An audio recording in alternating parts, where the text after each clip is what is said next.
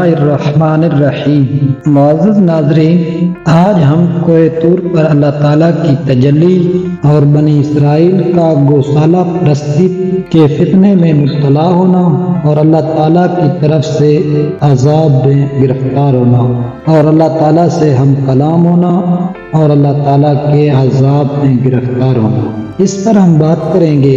تو بات سٹارٹ کرنے سے پہلے ریکویسٹ یہ ہے کہ ہمارے چینل پہ نئے ہیں تو ہمارے چینل کو سبسکرائب کریں، لائک کریں، تاکہ ہر آنے والی ویڈیو سب سے پہلے آپ تک پہنچتی رہے۔ جلدی سے پہلے بات سٹارٹ کرتے ہیں۔ معزز ناظرین، تفسیر حقانی میں ہے کہ جب حضرت موسیٰ علیہ السلام نے کوہ طور پر آ کر خدا تعالیٰ سے احکام ملنے کی درخواست کی، حکم ہوا کہ یہاں آ کر 30 راتیں عبادت کیجیے۔ آپ ہارون علیہ السلام کو خلیفہ بنا کر کوہ طور پر تشریف لے گئے۔ وہاں جا کر 30 کی جگہ 40 راتیں لگ گئیں۔ اسی چلہ میں ایک بار موسیٰ علیہ السلام کو دیدار الہی کا شوق ہوا کہ کاش میں بھی آپ کو دیکھ سکوں۔ پس اے موسیٰ، عالم غیب، پردہ کو ذرا سا اٹھا کر اس پہاڑ ناقابل پر ایک یوں ہی سی تجلی کرتا ہوں، اگر وہ اس کی تاب لا سکا اور ٹھہرا رہا تو بھی مجھ کو دیکھ سکے گا۔ پس جب یہ بات ٹھہر گئی تو خدا تعالیٰ نے پہاڑ پر تجلی کی، جس سے وہ پہاڑ ٹکڑے ٹکڑے ہو گیا، یعنی خاص وہ مقام جس پر تجلی کی تھی، نہ کہ سب کوہ طور۔ اس تجلی میں موسیٰ علیہ السلام بھی بے ہوش ہو کر گر پڑے۔ جب ہوش آیا اور حقیقت منکشف ہوئی اور اپنے سوال کا منشانہ دانستگی معلوم ہوا تو فرمایا کہ الہی میری توبہ، پھر ایسا سوال نہ کروں گا۔ سبحانک، تو آنکھوں کے ساتھ نظر آنے سے پاک ہے۔ وانا اول المؤمنین، اور میں بغیر دیکھے سب سے پہلے ایمان لانے والا ہوں۔ معزز ناظرین، جب حضرت موسیٰ علیہ السلام کوہ طور پر تورات لینے کے لیے جانے لگے تو اپنی قوم میں اپنے بھائی حضرت ہارون علیہ السلام کو اپنا خلیفہ بنایا اور نصیحتیں فرمائیں، لیکن حضرت موسیٰ علیہ السلام کی غیر موجودگی میں بنی اسرائیل گوسالہ پرستی کے فتنہ میں مبتلا ہو گئے تھے اور انہوں نے حضرت ہارون علیہ السلام کے وعظ اور نصیحت پر عمل نہ کیا۔ کوہ طور پر اللہ تعالیٰ نے موسیٰ علیہ السلام کو اطلاع دے دی تھی کہ آپ کے غیر موجودگی میں آپ کی قوم فتنہ میں مبتلا ہو گئی ہے۔ یہ خبر سن کر آپ افسوس کے ساتھ واپس ہوئے اور اپنے بھائی کو ڈانٹا، سر کے بالوں سے پکڑ کر کھینچا۔ بھائی نے معذرت کی، تب آپ کا غصہ ٹھنڈا ہوا، پھر سامری کی طرف متوجہ ہوئے اور اس سے یہ واقعہ مفصل سنا۔ آپ نے تورات کی تختیوں کو اٹھا لیا اور لوگوں کو پڑھ کر سنانے لگے، چونکہ شبہات نکالنے کی ان میں پرانی عادت تھی۔ لوگوں نے اس میں بھی شبہ نکالا کہ ہم کو کیسے معلوم ہو کہ یہ اللہ تعالیٰ کے احکام ہیں، ہم سے خود اللہ تعالیٰ فرما دیں تو یقین آ سکتا ہے۔ تو آپ نے حق تعالیٰ شانہ سے عرض کیا کہ لوگوں کی رائے تو اس طرح ہے۔ حکم ہوا کہ ان میں سے کچھ آدمی جن کو یہ لوگ معتبر سمجھتے ہیں منتخب کر کے کوہ طور پر لے آؤ، ہم خود ان سے کہہ دیں گے کہ یہ ہمارا کلام ہے۔ ارشاد باری تعالیٰ ہے، چن لیے موسیٰ علیہ السلام نے اپنی قوم میں سے 70 آدمی ہمارے وعدے کے واسطے۔ اس واقعہ کو شاہ عبدالعزیز محدث دہلوی رحمۃ اللہ علیہ اپنی تفسیر عزیزی میں اس طرح درج فرماتے ہیں کہ حضرت موسیٰ علیہ السلام نے فرمایا کہ ایک جماعت معتبر لوگوں کی چن کر میرے ہمراہ کر دو۔ انہوں نے اپنے نیک لوگوں میں سے 70 آدمیوں کو چن کر اس کام کے لیے مقرر کر دیا۔ حضرت موسیٰ علیہ السلام نے ان سے فرمایا کہ تم سب غسل کرو اور گناہوں سے توبہ نصوح کرو اور 3 روزے رکھو، تسبیح تحلیل میں مشغول رہو۔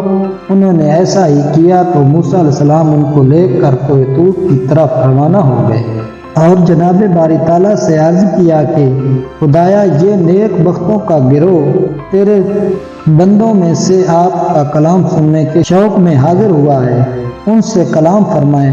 اللہ تعالیٰ نے یہ دعا قبول فرمائی اور جب موسیٰ علیہ السلام پہاڑ کے قریب پہنچے تو ایک چھوٹا سا نور کا ستون سفید ابر کی شکل میں نمودار ہوا اور آہستہ آہستہ پھیلتا گیا اور اس نے تمام پہاڑ کو گھیر لیا۔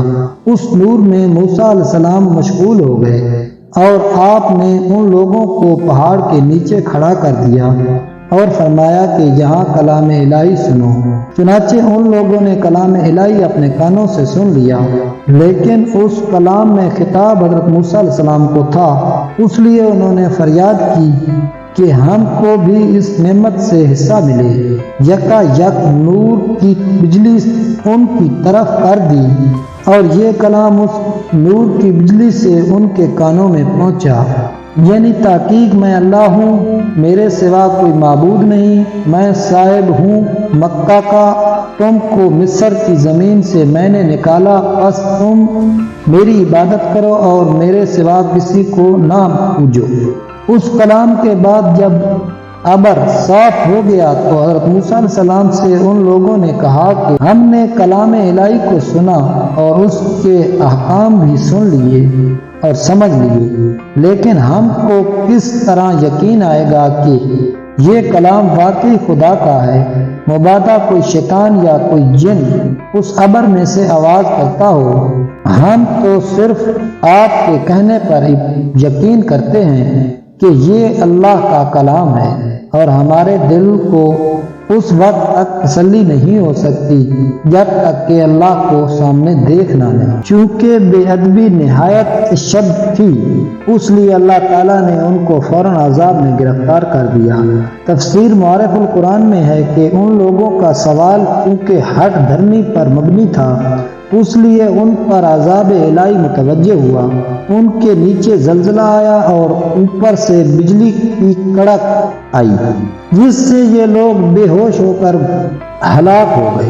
حضرت موسیٰ علیہ السلام کو اس واقعہ سے سخت صدمہ پہنچا، اول تو اس لیے کہ یہ لوگ اپنی قوم کے منتخب کردہ تھے، دوسرے اس لیے کہ اپنی قوم میں جا کر کیا جواب دیں گے، وہ یہ امت لگائیں گے کہ موسیٰ علیہ السلام نے ان سب کو کہیں لے جا کر قتل کر دیا، اور یہ بھی ظاہر ہے کہ وہ اس کے بعد مجھے بھی قتل کر دیں گے۔ اس لیے اللہ تعالیٰ سے عرض کیا کہ میں جانتا ہوں کہ اس واقعہ سے مقصود ان کی ہلاکت کرنا نہیں، ورنہ اس سے قبل بھی بہت سے واقعات گزرے ہیں جن میں یہ ہلاک کیے جا سکتے تھے، فرعون کے ساتھ غرق کر دیے جاتے، گوسالہ پرستی کے وقت سب کے سامنے ہلاک کر دیے جاتے، مگر آپ نے یہ نہیں چاہا تو معلوم ہوا کہ آپ بھی صرف امتحان اور سزا دینا مقصود ہے،